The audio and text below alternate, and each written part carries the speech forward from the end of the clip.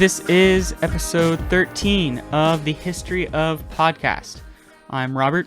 And I'm Emma, and today we will be talking about the history of dentures. Now, before we dive right in, gotta plug the YouTube channel and our Instagram. The YouTube channel is called The History of, and the Instagram is called The History of Podcast, all one conglomeration of words, all lowercase. The link for both of those is in the show notes.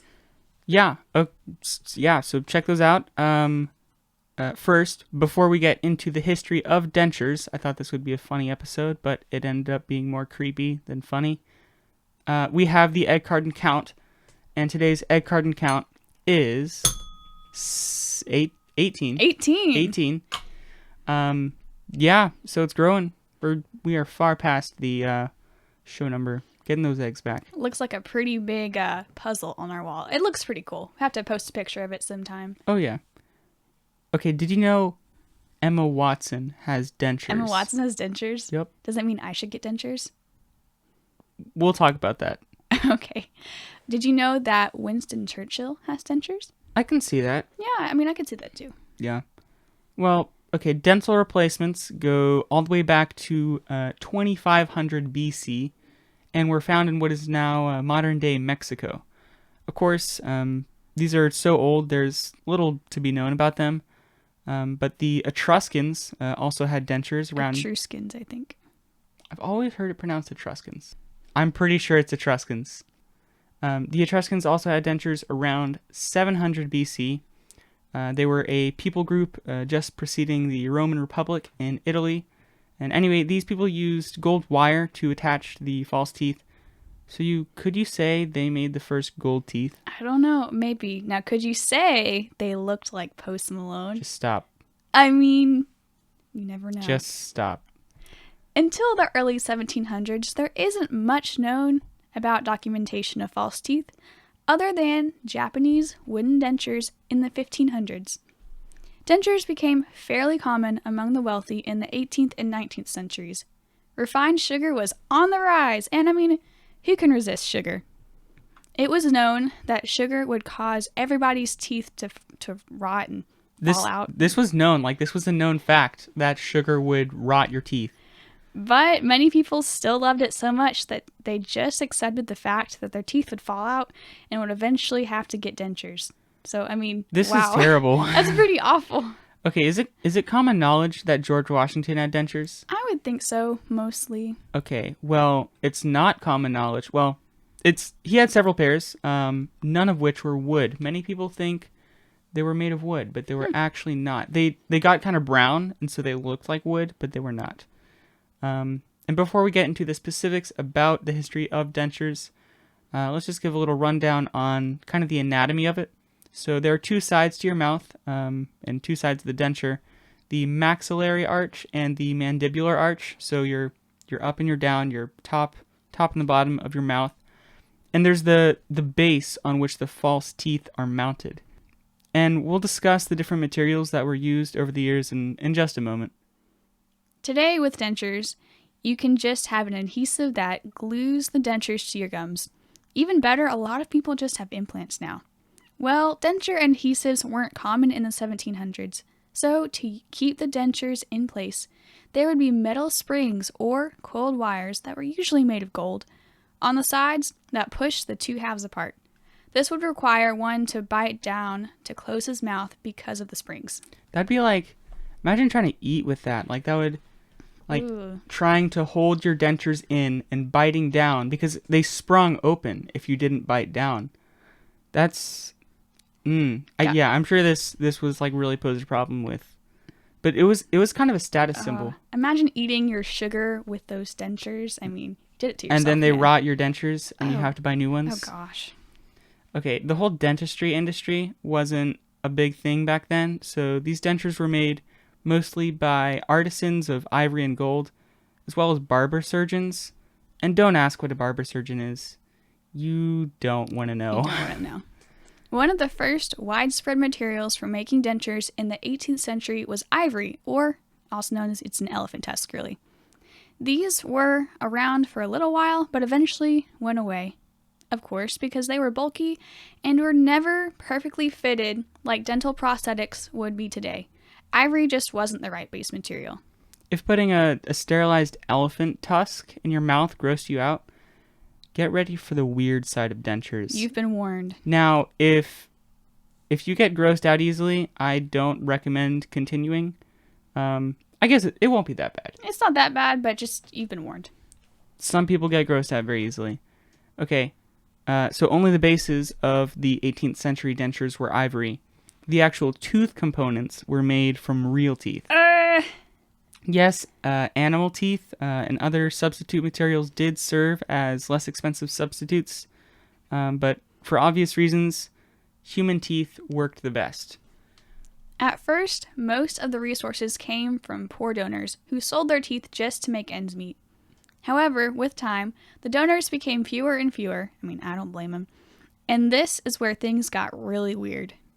When the makers of dentures ran low on donated teeth, they turned to grave robbing. And I don't think it was, a big secret either. They were just like, okay, there are thousands of unused teeth out there. Let's go get them. It was like there was kind of a black market, like a known black market, but like no one was really stopping it, I don't think, of grave robbing for dentures. This is weird and gross. Okay, and one popular if you will. Oh, I don't not the for lack of a better word. One spot that was used as a source of teeth was the battle site of the Battle of Waterloo. Like, the famous battle where Napoleon was defeated in 1815. Well, there were about like 22,000 casualties in that battle. So you can imagine this place was horrific. And I could only imagine how excited these twisted denture makers got after this battle. Like, what do you think crosses their mind? I don't want to know. This is gross. Continue, my dude. And this is where the term Waterloo teeth comes from. After everybody got tired of having the teeth of dead soldiers in their mouths, some innovators started experimenting with alternative materials. So, let's talk about the different denture materials that were tried in the last couple of centuries. In the late 18th century, Alexis Duchateau, a French... Duchateau. What he said. A Frenchman started making dentures from porcelain. He couldn't quite get it right until he started working with a man named Nicolas Dubois de Chemin. Okay, he's the French guy, learning French. These dentures still chipped easily, as you could imagine porcelain would, so Dubois de Chemin fixed this problem on his own and patented his design in 1791. And like a majority of inventions, this was, only and further improved upon. Whoop, whoop. And the next big thing after porcelain was vulcanite in the 1850s. It was used as a base, so the teeth components were still porcelain, but it was kind of like a hardened rubber, and there was plenty of it, making it inexpensive. At first, the only roadblock was the fact that vulcanite was under some intellectual property, but that expired in due time. When it was made available to everybody for making dentures, the denture market came to be for the people. Vulcanite was the denture of the people. Next up, not long after vulcanite, was celluloid. And these were the first plastic dentures. And that's a big deal because plastic was going to be the novel new material that was going to change humanity. And quick aside, I have considered for a long while doing the history of plastic, but it would probably be pretty boring because in 9th grade, for our English final, we had the freedom to write a 4-page research paper on anything we wanted. And so I chose the history of plastic. And there was this little joke for a while that I was like the most boring person on the planet because I chose to do the history of plastic. Was it a joke though? Other people were doing like writing papers about the history of hip hop and like black holes and a bunch of cool stuff. But yeah, this is history of plastic.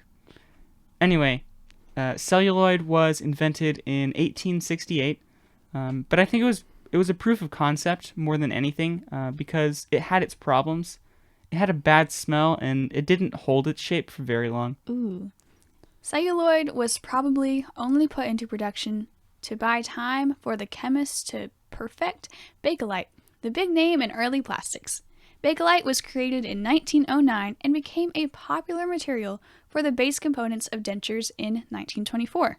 Bakelite was good, and it put vulcanite to shame. And don't forget, the old materials didn't go away whenever a new one came along, except with polymethyl methacrylate. Ooh. And when polymethyl methacrylate came out, I just like saying that, PMMA for short, not to be confused with the Philippine Merchant Marine Academy, it was the standard. Because it's cheap, it's relatively durable, and doesn't smell. That's always a plus. And it even looks like your gums. Like it's colored like your gums, and it's also kind of translucent. It came out in 1938, and from then on, it was the stuff. Now, did you know that PMMA is also used in optic fiber cables? Your internet cables are made of the same thing as dentures. That's a weird thing to think about. Yeah, it is kind of odd, but hey, whatever works. Yeah. In the 1980s, we got dental implants, which I guess are just like regular teeth. You don't take them out, you just live your life. Don't let this be your excuse for eating a bunch of sweets and not brushing your teeth, though. The time before dentures is painful, and it's expensive anyway, so take care of your cheeklets. That's a silent football reference. Silent football. I will say the manufacturing process of dentures has come a long way. We went from, taking human teeth or even animal teeth and ivory and boiling it to sterilize it, then knocking a pair together, all the way to, high-tech. I guess high-tech is relative. But yeah, high-tech, custom designed extensions of your mouth, pretty much. Modern dentures or dental implants start with taking an impression of your teeth, then making a custom mold out of gypsum just for you. Then the PMMA stuff, which is made out of your internet cables, is injected into the mold, and there are a certain number of steps to make sure it's filled properly, which is really complicated. If you want to, if you're more interested in that, I have a link on how it's all done in the show notes. But then the mold is heated up to harden the denture, cooled, fitted on a model of the patient's mouth, and then, no wonder dentures are so expensive. Mm-hmm.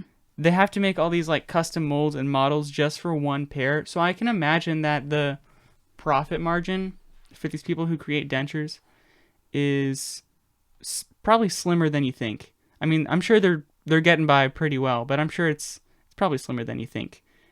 And for dental implants, like the ones that permanently, you wouldn't even be able to tell, some holes are actually drilled into the patient's jaw. Ooh. And then it's connected to the jaw and it goes on for good. We kind of skimmed over that process, but I think you get the idea. Check the show notes for more details if you're interested. Yeah. And lastly, a teaser I'm going to leave you with. I'm not going to say much about it, but did you know that there is such a thing as dentures for dogs? Crossover episode with pets? ? Just sit with that.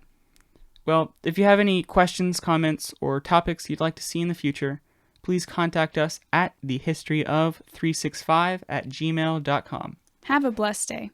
And you've got to promise me something. Never stop learning.